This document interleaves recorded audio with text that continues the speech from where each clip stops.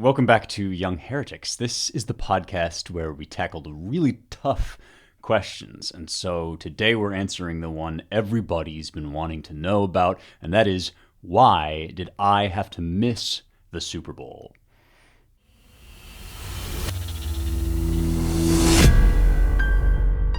Okay, maybe not everybody has been wanting to know why I personally, Spencer Clavin, had to miss the Super Bowl. But there is an interesting reason why, and so once I tell you, I promise, are going to be into it. It was not just because my Tennessee Titans got kicked out. I've said before that rooting for the Titans in football is sort of like an act of self-harm at this point. It's something you do as penitence for your sins, kind of a humbling exercise. So there was no chance my Titans were going to the Super Bowl. After the Titans got kicked out, I switched to rooting for the Browns because I have a buddy that's really into the Browns, and we watched the Browns together, but they didn't make it either. Nonetheless, it was a Super Bowl. I would have watched it, except for one important reason, which is that I was in Cambodia. Since I talked to you last on Friday, I have circumnavigated the entire globe. That's actually the second time I've ever done that. When you go far enough eastward on a trip, you have to then keep going eastward in order to make it back to the US. So I've been around the entire world, and I can say with confidence that there's nowhere I'd rather be than right here with you. And I actually would like to talk to you a little bit about some of the things I learned on my trip to Cambodia. I went specifically to Siem Reap to revisit the grand temple complex of Angkor Wat and many of the other temples that are around that area. It's somewhere that I went when I was in college, and it just has always stuck with me, haunted me, the experience of visiting these temples that seem to have been kind of lost to time, like they stand outside the passage of time in some way. And it's really amazing to me that more people don't know about this whole series of temples, this whole temple complex, the history over there. It was obviously buried under the turmoil of the Vietnam War and all of the horrible communist predations that went on in that area. Cambodia itself, as a modern nation, is one that's suffered terribly, but we in the West also, I think, just aren't super aware or don't know that much about what's going on over here, over there rather, in Cambodia, and there's no real reason for us to know. But having been there, I've got a lot of stuff to talk about, specifically relating to our questions that we've been wrestling with over imagery and how images can convey truth and how they might get in the way of truth, and what sorts of debates people have been having about this for hundreds and hundreds of years. Mostly I've been talking about this in the question and the issue of icons and the veneration of icons in the Eastern Orthodox Church and the Catholic Church. But I wanted to, since I've now been around the world, I wanted to bring in this other perspective so that we can get some comparison cases. And I think it really raises some interesting issues to talk about this fundamental question that we're dealing with, which is, how do we get at truth in imagery, in depictions of things? Can we escape it? What's the point of it? If we can't escape it, how do we do it well? All of that and more was really, I think, fascinatingly raised by my experience in the Hindu temples of Siem Reap. So I'm going to tell you first and foremost a little bit about a controversy over the nature of the Shiva Linga. And if you don't know what that means, don't worry. I didn't either until I went this time to Cambodia. But it turns out there's a lot to say about the Shiva Linga. But first, I have a lot to say about the Ancient Language Institute. These are my pals, my partners in crime over there, who teach a number of ancient languages: Latin, Biblical, Hebrew, Greek, and now Old English. These guys are so fantastic. I just never feel like I can sing their praises enough. On Fridays, I've been doing this Words, Words, Words series where I tell you about translation and how to get a handle on texts in their original language. And hopefully you've seen from that what a rich vein of inquiry it can be, how much it can increase your connection with the text to get your hands dirty with the original language. And nowhere is that more true than in the text we study here on this hear podcast, the stuff from the ancient world, especially the Bible, which these guys will help you to read very quickly if you study biblical Hebrew or Greek with them.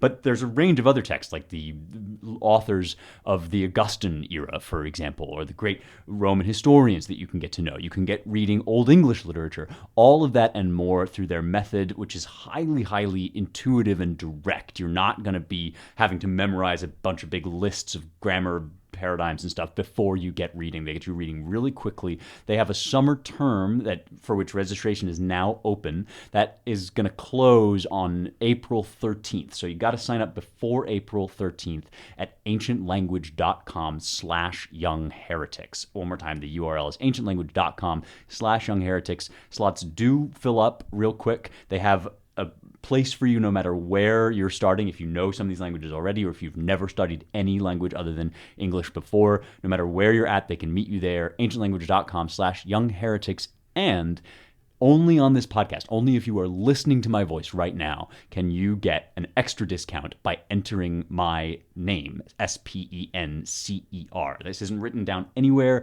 It's the darkest, most closely kept secret of Young Heretics. You got to enter it at checkout, SPENCER, at ancientlanguage.com/youngheretics. Highly, highly encourage you to go sign up and see what they can offer you. All right. Now, I went to Cambodia for my own reasons. It was a vacation. It was a trip I was very excited about, something I've wanted to do for a long time. I did not do it as a kind of research project for Young Heretics or for any of the stuff that I've been working on.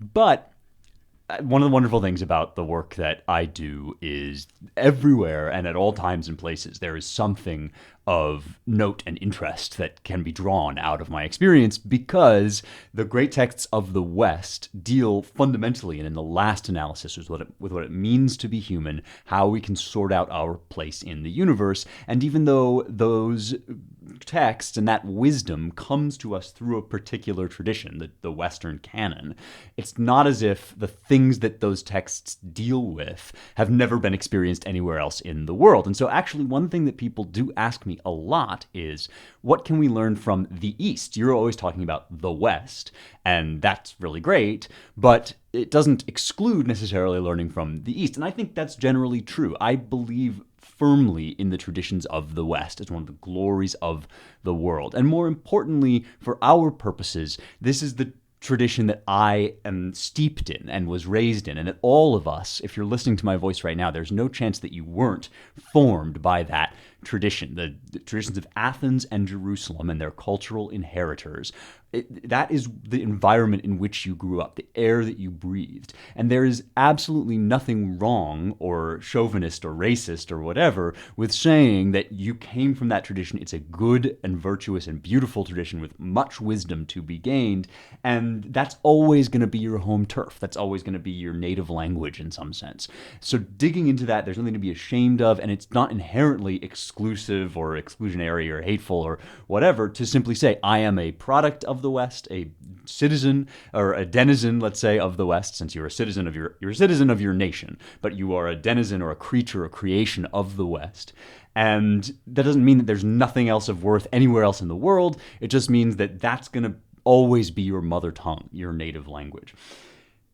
That said, it is possible to learn other languages. It's possible to explore other cultures. And since the world is all of God, belongs to God, and God is the God of truth, there are going to be truths that have been accessible to the human mind everywhere. There's a wonderful phrase from one of Edmund Burke's speeches in which he says that morality is not geographical. In other words, you're not going to fly somewhere else and find that natural law has completely broken down and there's no such thing as these universal truths. It doesn't mean that everybody everywhere has everything they need to access divine revelation or whatever. It just means that you don't enter into some exterior darkness when you venture out of your own tradition. In fact, sometimes you can find things that will help illuminate what you've been studying from another angle. And so when people say, what do you know about the East? Can the East help us? The first thing I say is, well, that's just not my tradition. That's not where I come from, and so I can't speak with any kind of authority on it. And therefore, I'm not ashamed to say that that's just not my bag. That's not what I have to offer.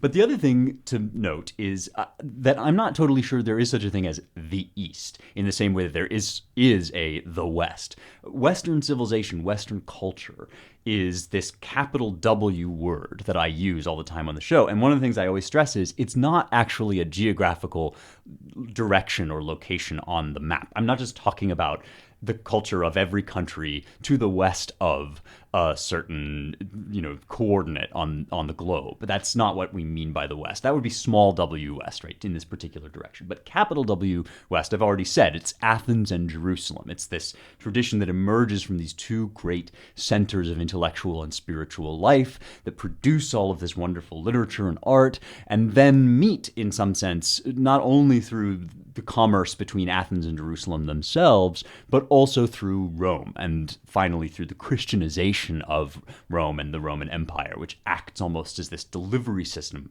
around Europe, but not only in Europe, also, for example, in Asia Minor and the Eastern Roman Empire, which we've been talking about, Byzantium, for a while on the show recently. And anywhere that you can find the inheritors of those cultural traditions, you find the West. And one thing that follows is it doesn't necessarily mean that there is an analogous situation in the East. In other words, if I were just talking about a geographical location, then you could say, oh yeah, the West can only exist in distinction to the East, because that's by nature how geography works, right? That's how the globe is. But since I'm not talking about that, since I'm talking about a cluster of traditions that tend to be on the western side of the globe but aren't always there, you can't then say, well, your tradition only exists in contradistinction to, quote, the other. That's one of the big accusations. If you read like Edward Said, for example, in Orientalism, his accusation is that Western civilization can only take shape against some other, some opposite that is in the East. And that's not true. That's just a misconception of what it means to be Western, or the West, capital W. If anything, Western civilization is distinguished only from all of the things that are not Western civilization, good, bad, and in between. There may be some things that are not the West that are good. There may be some things that are not the West that are bad, but they are still not the West. It doesn't mean that they are therefore the East, that they are some alternative, coherent tradition. And so, for me at least, since I'm not versed in every possible language and history of the Eastern civilizations that we're thinking of when we talk about, quote unquote, the East, I prefer just to think about whatever specific culture or history I'm dealing with. Whether I'm talking about Islam, or I'm talking about Hinduism, as I'm going to be doing today, or something else entirely, like, Taoism in China, or what have you. And it's not clear to me that there is that same kind of identifiable strain of shared tradition, this kind of communion of souls and scholars that we think of when we speak of the West. It may be that there's some other useful concept we can use that's analogous with these Eastern civilizations, but it may not. There's no guarantee that would be the case, and that would be one of the things that's distinctive about Western civilization that makes it good and worth preserving and saving.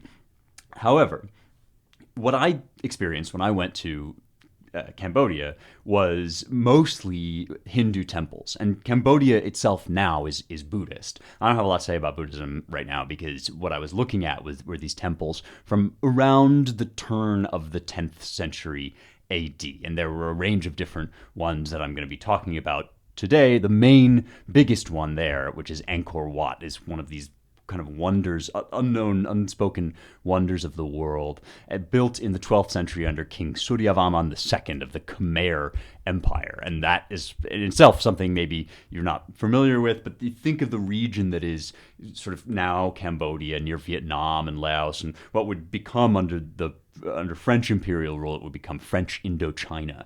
That's what we're looking at. And in the time before Westerners made contact with it, it was the Khmer Empire. It had a lot of contact with India and with Hinduism and so forth, which is why there are all these Hindu temples there, but not necessarily folded into a larger fellowship of nations or what have you.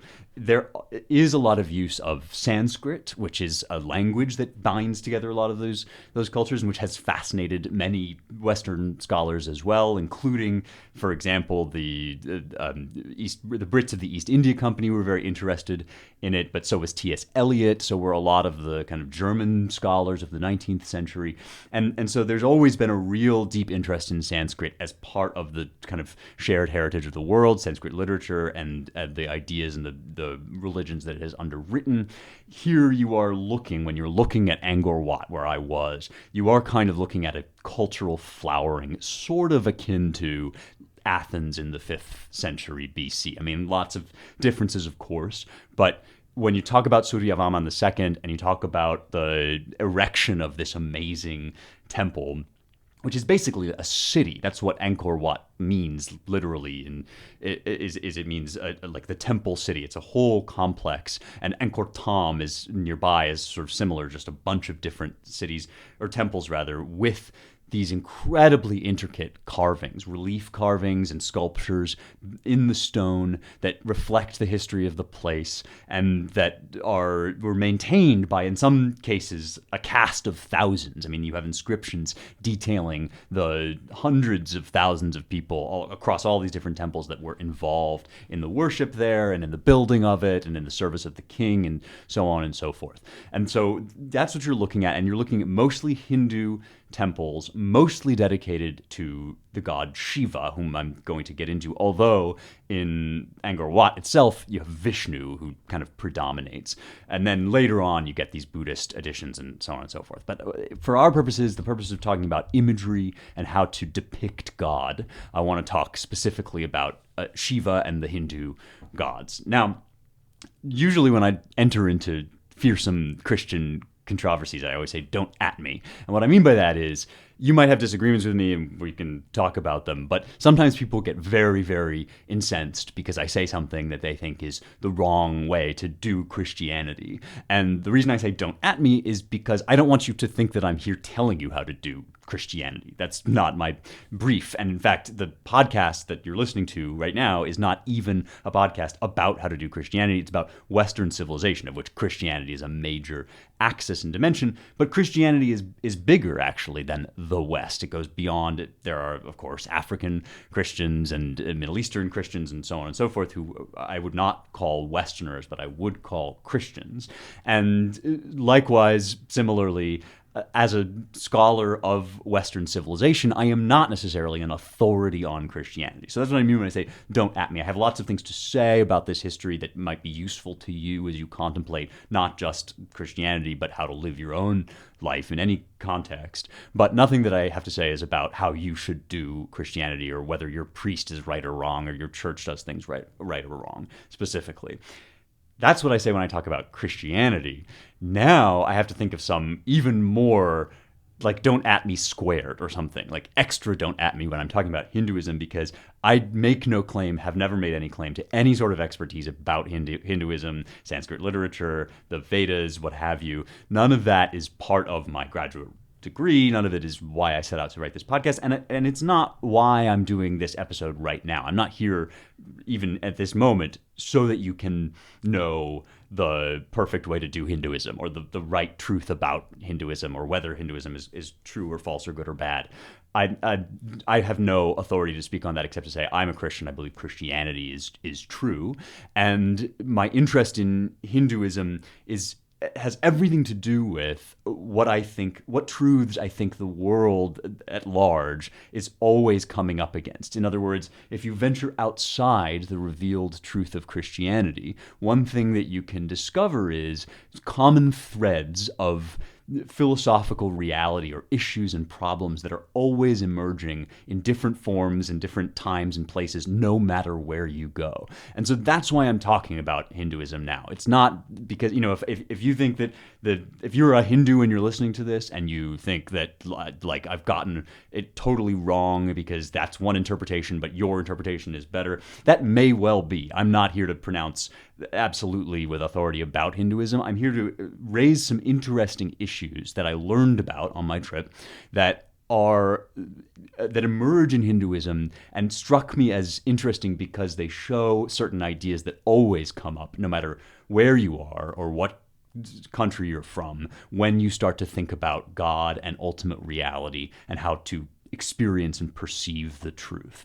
And that's why I want to talk about the Shiva Linga, which is itself a controversy within Hinduism, and not just within Hinduism, but within a particular branch of Hinduism. Because one of the things you learn quite quickly is that much as there are many different denominations of Christianity, and perhaps even to a further degree of decentralization in Hinduism, there are many, many different ways to practice Hinduism and to interpret philosophically the meaning of the practices of Hinduism. So you have your praxis, the things that you do, the incense that you might burn, or the milk that you might pour on this particular statue, or what have you. And then you have your philosophy of it, or your theology of it. Why am I doing this? What does it mean about the nature of God, the nature of reality? And there was one particular issue that struck me as I was visiting these temples, particularly the ones that were dedicated to Shiva. Because one major aspect of the worship of the god Shiva in Hinduism, who is one of the prime supreme deities, and that the form of Hinduism that I'm talking about is the one that elevates Shiva as kind of the central object of worship. And you can find there are other forms, other kinds of Hinduism in which Vishnu is more important and so forth. But among those who worship Shiva, there is this object called the Shiva Linga. And what it looks like is basically a cone often with a cup or a basin that kind of extends around it. And you can look up the images of this online if you want and see what I'm talking about. Sometimes there are faces or people or a picture of Shiva on it, but often, and in the cases that I was experiencing when I was visiting these temples, what you have is these really kind of eerie, in part because deserted, but also very quiet and secluded rooms, chambers within the temples, where you encounter the remains of one of these stone objects that were used to worship Shiva. And I'm talking about them very carefully as objects and not yet as icons or images, because that is the controversy that I discovered around these items. Are these supposed to be images of the god or some part of the god's body, or are they just supposed to be what we would call aniconic? And aniconic is a Greek word with Greek roots. The at the beginning, whenever you hear that an or a at the beginning of a Greek word, it's called the privative alpha, and it just means not. It means this thing is not what I'm about to say. So if you're aniconic, that means you are an object or a thing that isn't an image. It's kind of a definition in reverse. So for this Shiva Linga, this kind of stone object that people worship, for this to be aniconic would mean that it's not a picture of Shiva. It's not a depiction of his body or of his essence or what have you. It is simply a kind of pure abstraction in some sense, that almost a placeholder that allows you to exercise your devotion towards Shiva and put it onto this object, this piece of stone. And that's one version of what it might be. The other version, and you have to forgive me here for getting a little bit graphic, the other version of what it might be is that this cone is a phallic symbol. That is, it's a symbol of the erect genitals of this god Shiva.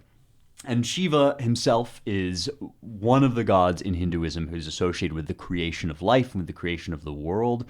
Intriguingly, and I'm going to get into this a little bit more in just a second, intriguingly, sometimes that creative force or the supreme deity is thought of in Hinduism as tripartite. That is, there are three gods that are kind of bound together in what's called the Trimurti.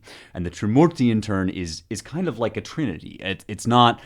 I'm not in any way saying that it's the same as the Father, Son, Holy Ghost Trinity, because I think it's not. There are some important differences. But you do have another pattern that often recurs in a number of different contexts, this intuition of the three in one. And the three are Shiva, Vishnu, and Brahma. So Shiva is one of them. In that sort of complex of three, he's the destroyer, Vishnu is the preserver, and Brahma is the creator. But sometimes it's just sort of Shiva who kind of takes pride of place as the main creator god or the main king god. And from very early on, it seems like there's some dispute within Hinduism about when we worship Shiva with these Shiva lingas, when we kind of build these temples to him, create this stuff out of stone, build them out of rock, and come and pour milk on them or do whatever the Hindus do to worship this object. What are we worshiping? Is this a sculpture of the god in the way that, say, the Assyrians had a sculpture of Ashur, or the Babylonians had a sculpture of Marduk, let's say, in their temple? And is it specifically a sculpture of his erect genitals as kind of symbol, obviously, of this creative force, in which case the basin would perhaps be the genitals of his female consort. That is, you have this kind of linga plus yoni, which is like the male-female genitals kind of coming together to produce the world through some sort of sex act.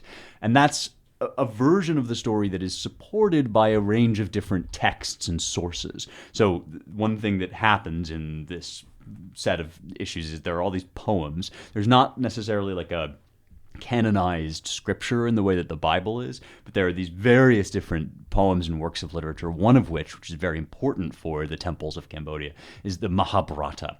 And this is, you might have heard of it because it is the poem within which you get the Bhagavad Gita, a major text that often people will just pull out and read as a statement of Hindu faith.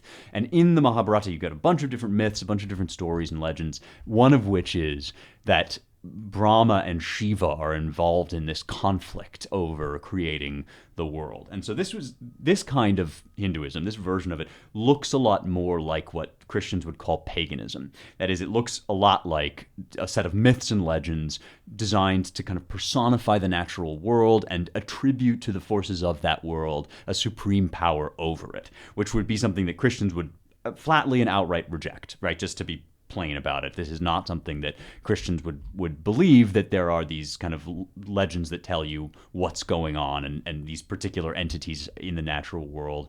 And in the Mahabharata, what happens effectively is Shiva plunges into the water in order to create the conditions for creation. But Brahma sort of gets impatient with the time that he's spending in there and makes another creator, a Prajapati, a lord of creatures. And Brahma and the Prajapati sort of agree, like, let's make stuff, because Shiva's kind of taking a long time, and so we ought to make some creatures and make the world. Now, Shiva emerges, sees this happening, very upset, and in his rage, it says, he tears out his own linga and throws it on the ground. And there it stood just as it was.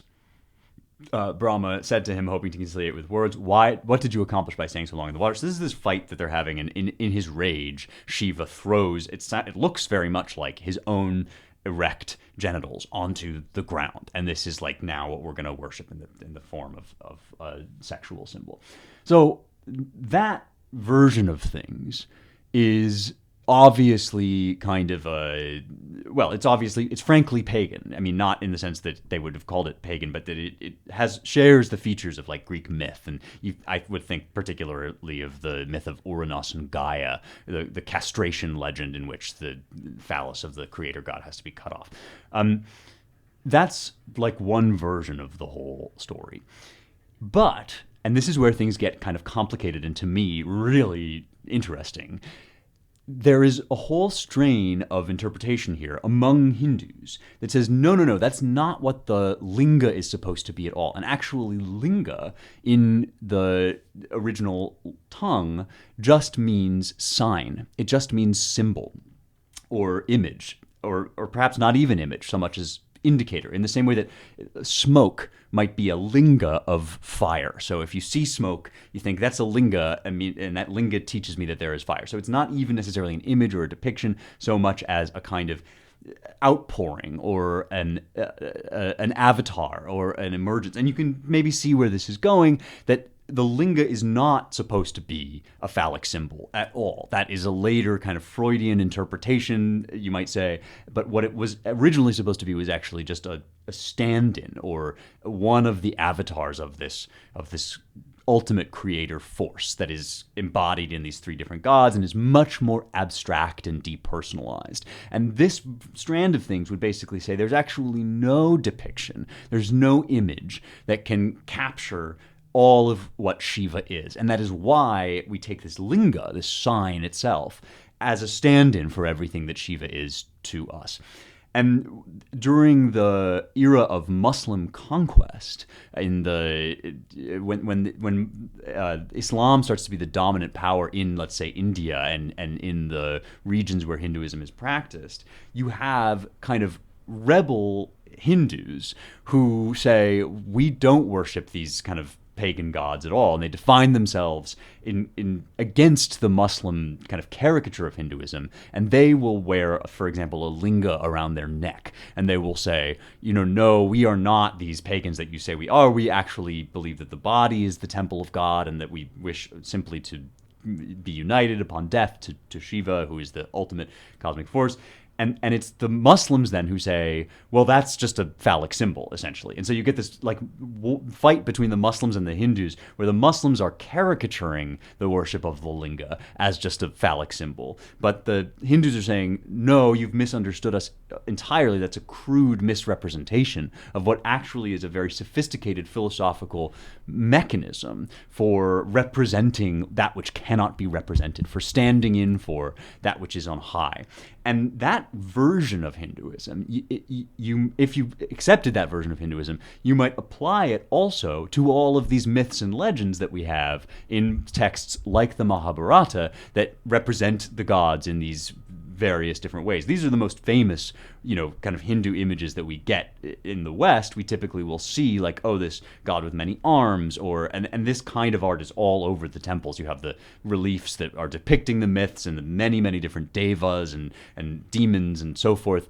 And one interpretation of this that would come from the kind of more aniconic linga version would be to say, that's, these are stories, these are tales that contain wisdom about the world in them, but they're actually just representations. They're just kind of sensory images that are meant to dramatize for us because we are creatures of the senses and of flesh. They're meant to dramatize for us what is actually a much higher and more abstract reality in the cosmic eternity that is Shiva and Vishnu and Brahma. And that eternity is so beyond our embodied consciousness that we need these kind of sensory stand-ins for it. But those are really just kind of mediations. Those are just little ways that God is able to interpose himself to us. And this could even be kind of analogized to some sort of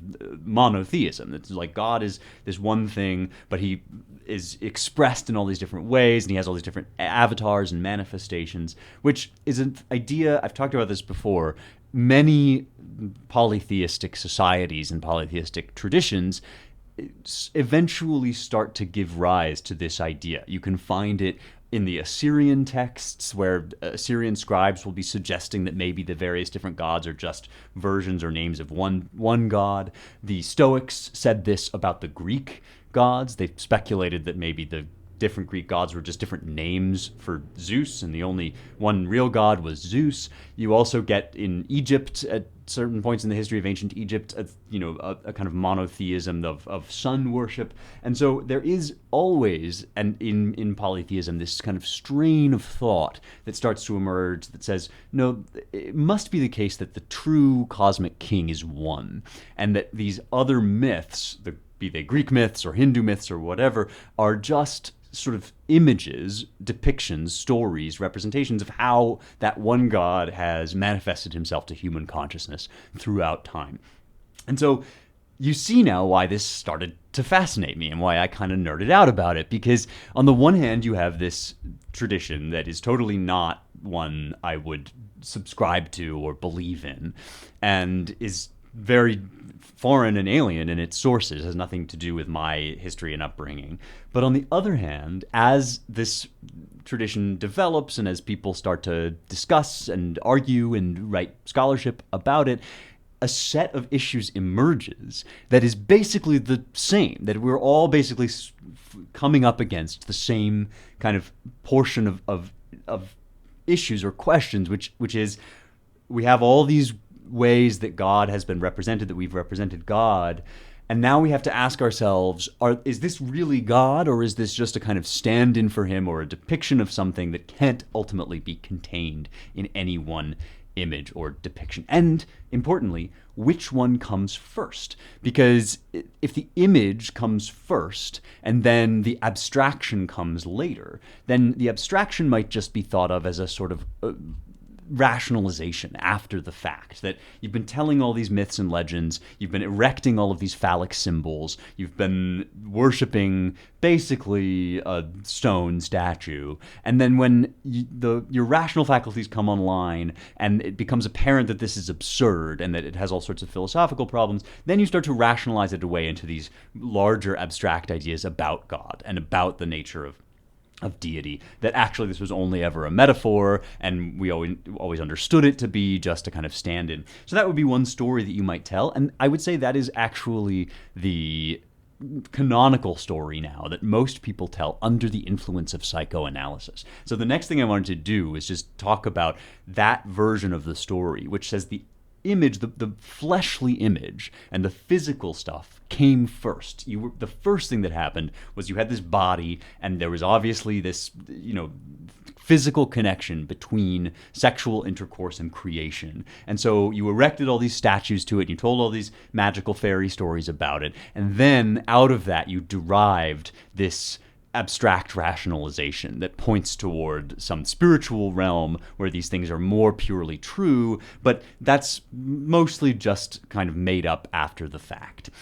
That idea, whether it's applied to Hinduism or applied to the Greek myths or indeed applied to Christianity, is very prevalent in our culture right now. So here's a passage from Sigmund Freud's book, Totem and Taboo, in which he talks about the genesis of religious faith. And one of the things he says is kind of a famous passage. He writes, "Psychoanalytic investigation of the individual teaches with special emphasis that God is in every case modeled after the Father, and that our personal relation to God is dependent upon our relation to our physical, fluctuating and changing with him, our physical father, fluctuating and changing with him, and that God at bottom is nothing but an exalted Father." Here also, as in the case of totemism, psychoanalysis advises us to believe the faithful, who call God Father just as they call the totem their ancestor. So he's saying these ideas of God that have emerged throughout time and history, these are obviously, demonstrably derived from a physical relation, and indeed a sexual relation, a relation of the father to the child and the mother to the father. So the sexual procreative act, the bare physical fact of it, just the meeting of flesh with flesh, is the first and truest underlying reality. What the Greek philosophers might have called the hypostasis, which is that which stands beneath all the other stuff. So the hypostatic reality for Freud, at least in a psychoanalytic context, is sex, the sex act, the physical meeting of penis with vagina. And sorry to be so crude about it, but this is a crude way of looking at things. And this story, whether or not it's true about individual tribes or ideas, is now the governing narrative about all religious ideas, that the ideal and the spiritual is derived from the physical. And in that context, the image, the icon, the symbol, the thing that we sort of use the physical to stand in for, that secondary spiritual world, can only ever be less real. It can only be kind of at one degree of Platonic remove from what is really true, from what's actually going on. And I think that's kind of our major instinct always when we come up against something like the Shiva Linga, or against any sort of physical representation, any icon, the Greek myths, let's say, is we always have this instinct, this reflex to say, well, what came first was the physical thing, and then what came after was this sort of imaginary explanation or justification about the spirit. This idea seems to me must be wrong. It must be false for a number of reasons, one of which is the, the further back we go in history, and this is Owen Barfield's great point, we don't actually find things getting more and more physical. We don't find that at one point there was this kind of spiritualized, abstract idea, and then before that point there was this purely physical and material idea. And then if you go further back, there was no spirit at all and just flesh. That never happens in history. In fact, the opposite occurs. The further back in history you go, the more spiritualized the world is for the people telling the myths. And the myths themselves represent this kind of union between spirit and flesh. And so you can just as easily tell the story in the opposite direction. And this would be to say simply, spirit comes first. It's the encounter of soul with soul that is the most real thing. The hypostatic reality is spiritual.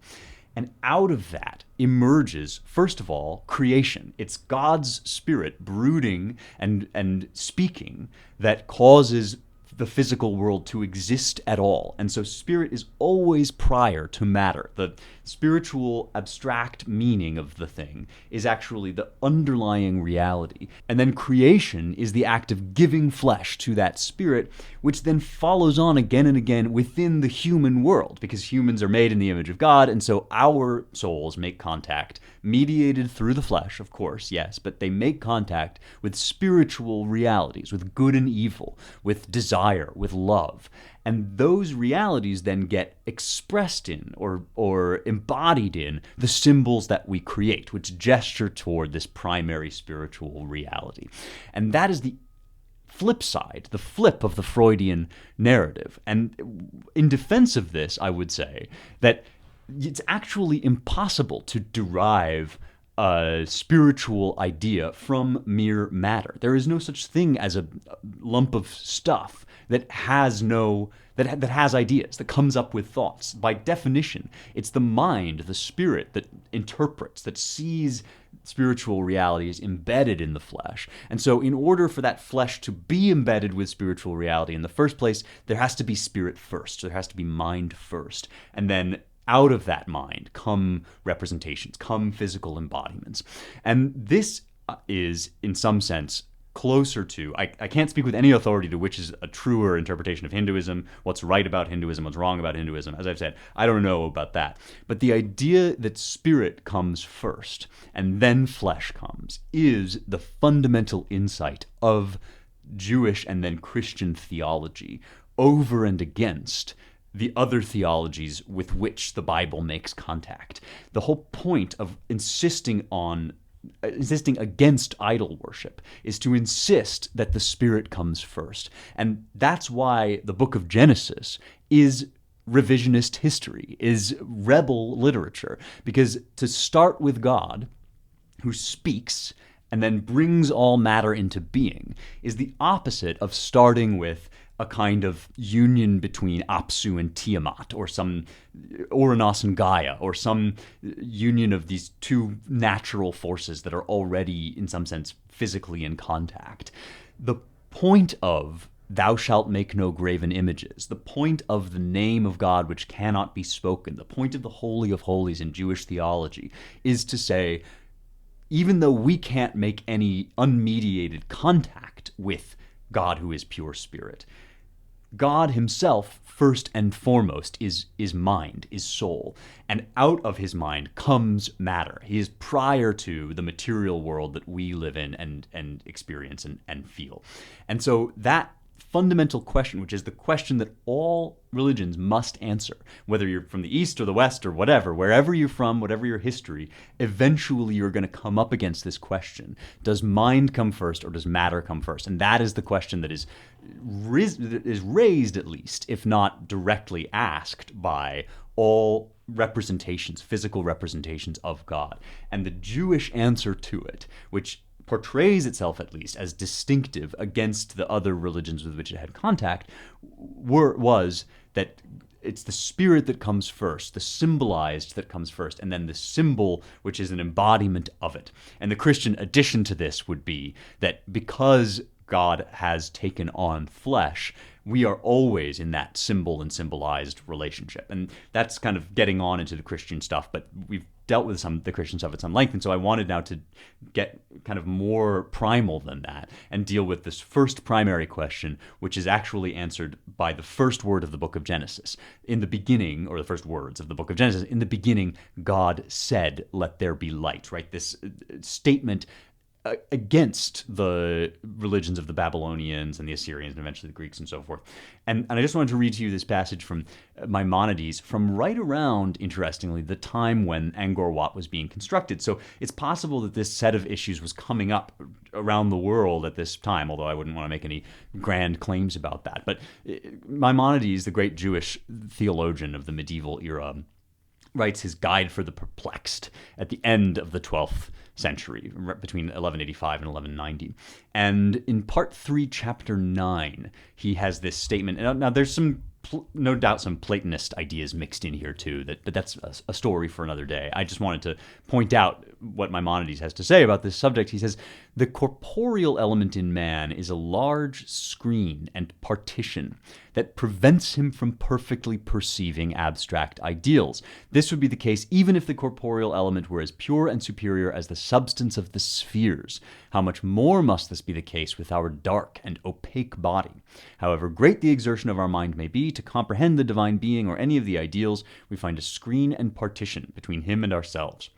Thus the prophets frequently hint at the existence of a partition between God and us. They say he is concealed from us in vapors, in darkness and mist, or in a thick cloud, or use similar figures to express that on account of our bodies, we are unable to comprehend his essence." Now, a Christian might take Maimonides up on some of these points, because a Christian might say, yeah, but embodiment is already always baked in, so we actually are able to meet God in human flesh, in the human person. We are able to meet God and to have this unmediated contact with him.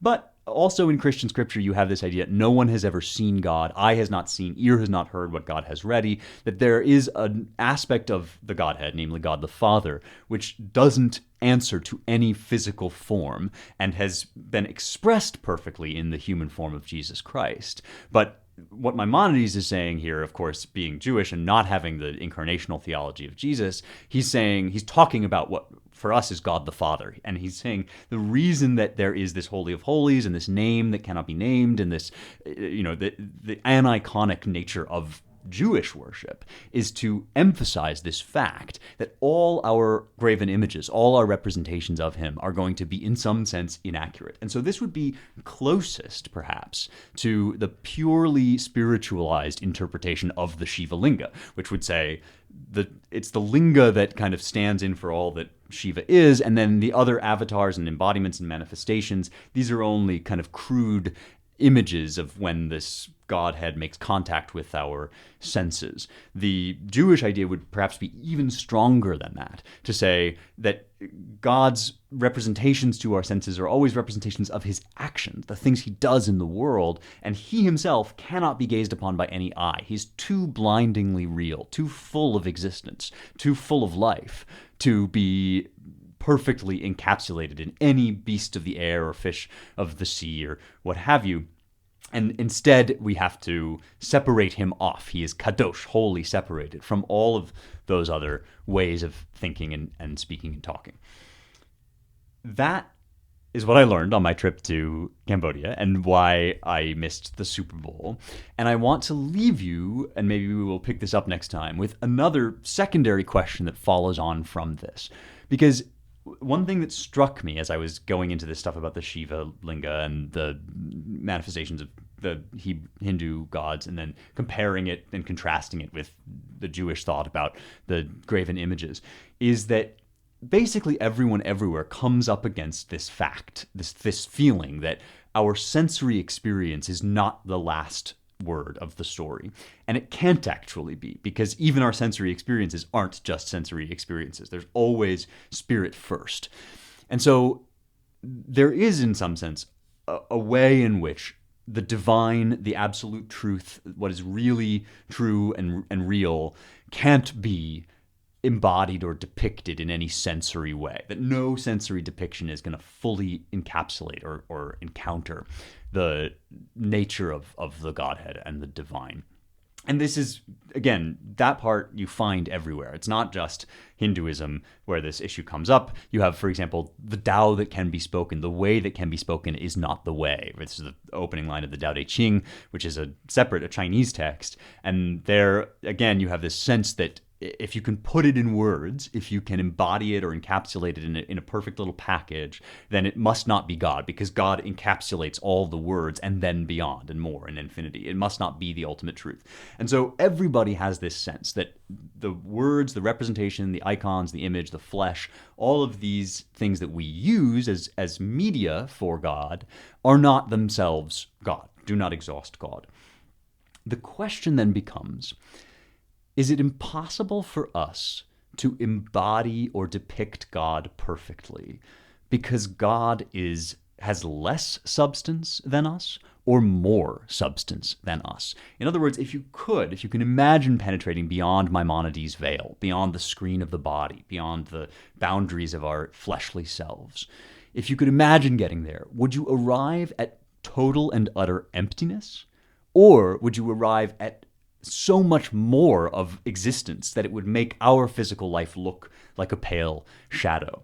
And that is the ultimate question. Actually, my dad and I have been grappling with this on the New Jerusalem Substack, which, by the way, go to thenewjerusalem.substack.com if you want to check out the conversation I'm having with my dad about a lot of this stuff, because I think there's some really cool things happening in the space between us there. But one of the things that we've been grappling with is he had, when he was a young man, this experience with Zazen, which is the seated meditation practice of a certain form of Buddhism. And what bothered him about it is that in the end, when you attained ultimate reality or ultimate consciousness, it was basically an annihilation. That's what nirvana actually means, is just dissolving into a final stillness. And for him, he thought, really the point should be to get past all of our momentary daily experiences to a fuller life, a final life, which is why for him and for me, the truer thing is Christ's statement, I have come that they may have life and live more abundantly. And so here's just a final set of passages for you to chew on before I let you go. Bertrand Russell, who's a philosopher of the 20th century and himself staunchly anti-religion, he has this essay, The Study of Mathematics, in which he says in 1907, mathematics rightly viewed possesses not only truth, but supreme beauty, a beauty cold and austere, like that of sculpture, without appeal to any part of our weaker nature, without the gorgeous trappings of painting or music, yet supremely pure, sublimely pure, and capable of a stern perfection, such as only the greatest art can show. And I would say that that represents one version of the stillness idea, that beyond all of our material experiences, beyond our weaker nature, so-called, you have truth in a purely mathematical form with no human intervention. And if you want to know where that goes, you just look at the current strain of anti-humanism that says all of our human experience is a mistake, is an imposition. We need to get away from the images and the physical and the embodiment that we need to that we currently use to express things, and instead just focus on pure abstract mathematics. And that would say the further you get toward God, the further away, or ultimate reality or whatever, the further you get toward that, the further away you get from our sort of reality. It gets, in some sense, less and less real, or there's less and less substance to it. But now here's C.S. Lewis in Miracles, in which he says exactly the opposite of this. He says, there comes a moment when the children who have been playing at burglars hush suddenly. Was that a real footstep in the hall? An impersonal God, well and good. A subjective God of beauty, truth, and goodness inside our own heads? Better still. A formless life force surging through us, a vast power which we can tap? Best of all. But God himself, alive, pulling at the other end of the cord, perhaps approaching at an infinite speed, the hunter, king, husband. That is quite another matter. Supposing we really found him. We never meant it to come to that. Worse still, supposing he had found us. This is, to me, the great question with which we're grappling on this show in this context. And in weeks to come, I'd like to talk about it also in the scientific realm. I think that's the next thing. I've been dealing with it a lot as I wrote my book, which is coming out, and you may have heard my announcement recently. It's called Light of the Mind, Light of the World, How New Science is Illuminating Ancient Truths About God. And it's kind of, that book is kind of all about this in the realm of natural science. Is, are we just progressing toward bigger and bigger abstractions, moving away from the flesh, or are we really supposed to be getting deeper and deeper into the reality, the spiritual reality that is embodied in the flesh? You know which side of that I'm on. You know I would prefer a living, real God with real claims on us as we are, to over and above the high, cold, austere abstractions of the mathematicians and of the Bertrand Russells of the world. But I'm very interested to know all of your thoughts on this, so do write to me, as always, with your questions, and I'm very, very glad to be back. Thanks for being with me. Thanks for joining me for this episode. Let's take a mailbag question that is related to all of this. This, by the way, comes to me through rejoiceevermore.substack.com, which I will link to in the notes. If you want to ask me a question, if you want to respond to any of the stuff I'm saying here on this episode, you let me know by signing up there. You can sign up to support me if you want to become a paid subscriber, or you can just be a free subscriber, get a weekly essay, and write me in the mailbag. Here is a mailbag question from Cody. He says, "Hello, Mr. Klavan. Doctor, I know you have a PhD, but you don't seem the type to insist on the honorific." That is correct. I do have a PhD. I am technically Dr. Klavan. You can just call me Spence. Don't call me late for dinner. I am a Protestant, but I'm somewhat newly religious, so my concerns may well be born of ignorance. My chief concern on the topic of icons, which is what we've been talking about these several weeks, is that they seem to have a tendency to bleed down. As an example of what I mean, I traveled a couple years ago to St. Sava's, a beautiful Orthodox church in Serbia. But the longer I was there, the worse I felt. Among their beautiful mosaics of Christmas and the apostles were venerated other saints of the church, saints like St. Sava who were political leaders more than spiritual ones, and certainly do not deserve the same type of veneration, if any at all. These original suspicions were justified when I talked to a tour guide who told me he and most of his countrymen were Orthodox Christians because they were Serbian. Their religion was subservient to their nationality. This, which to me is an error, is encouraged by the iconography in their churches. Okay, this is a great, totally valid question. I've been talking about the legitimacy of icons and arguing in favor of the philosophy that goes behind them, and that's what I've been talking about today, this whole time. But Cody raises an interesting point, which is sometimes you see these saints and you think, like, are we sure, like, this guy? Because it sounds like he kind of won a political dispute back in the 1530s, and then the Pope was really into him, so they elevated. I mean, I'm making this up, but, like, there's a particularity to the icons of the lesser saints that make you wonder whether this really is how we ought to be spending our time, where we should direct our attention. And, at the extreme, some Protestants would even make this claim about Mary and say, well, if it's not Jesus, why would it be anybody? It's got to be Jesus only, and who are all these other people, and so on and so forth. Now, I am not going to pronounce on the validity of any particular sainthood. That's not my place, and I'm not a scholar of the saints, nor do I actually, have enough information to, rubber stamp this or that sainthood. So what I have to say is not about, like, this saint or that saint should or shouldn't be a saint.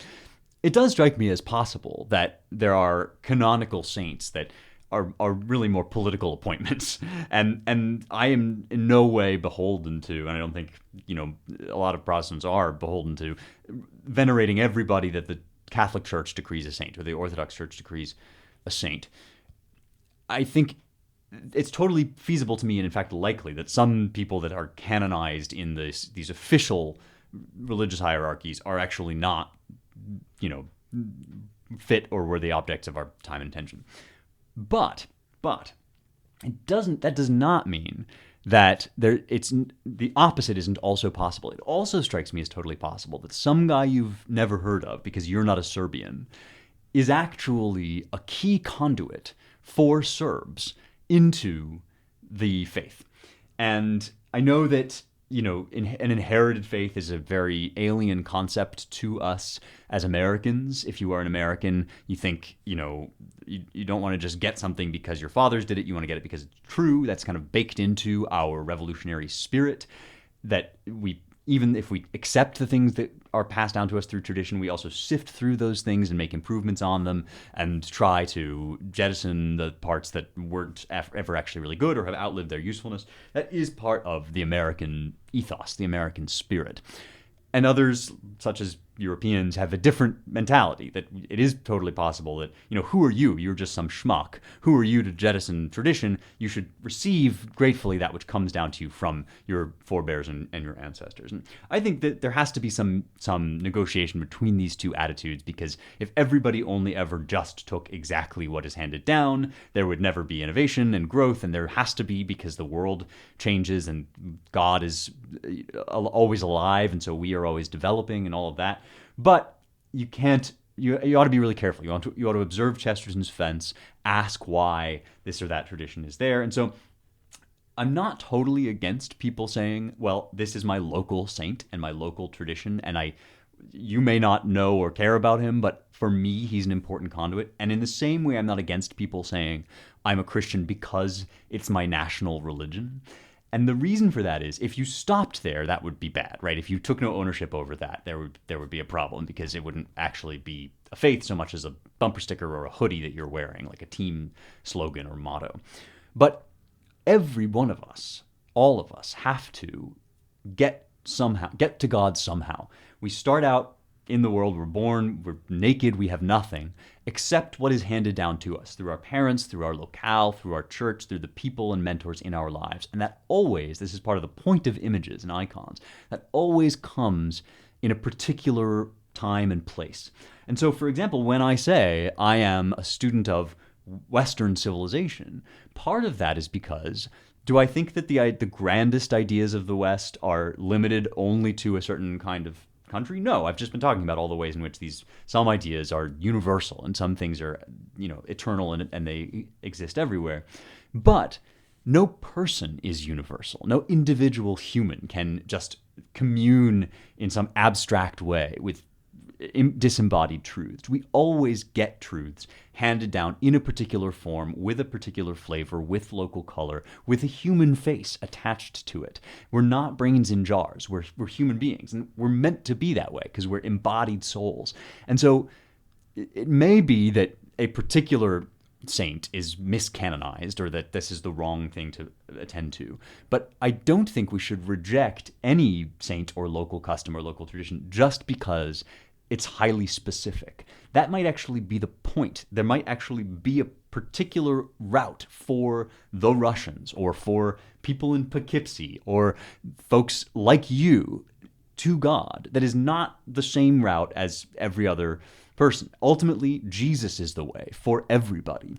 But the ways in which he acts on people are as various and many as there are human beings. And that's why there are multiple human beings at all. If there were only one way that Jesus saves, if there were only one kind of contact, then you would only need one person for him to save. But instead, there are many, many people, each one of whom comes to God through their particular story, their particular route and journey, and meets Jesus in the people that happen to be around him. And so it doesn't strike me as crazy that funnel, which is the funnel of the Spirit through the flesh, should be unique and specific in particular to a particular locale. I'm not actually as disturbed by that as you are, because I think we're all doing that in some way. We're all coming to it.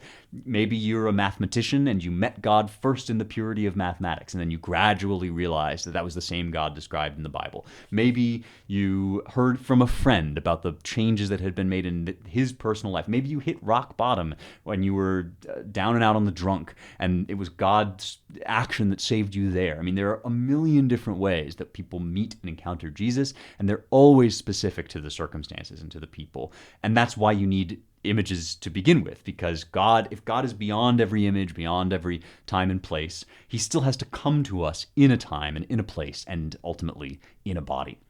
All right, hope that answers the question. I love this stuff. It's been fun and invigorating to explore some kind of outside sources, and always kind of a good way of illuminating stuff that might have become overfamiliar, to think about it from another angle. That's it for me. I will see you next week for more truth, beauty, and the stuff that matters.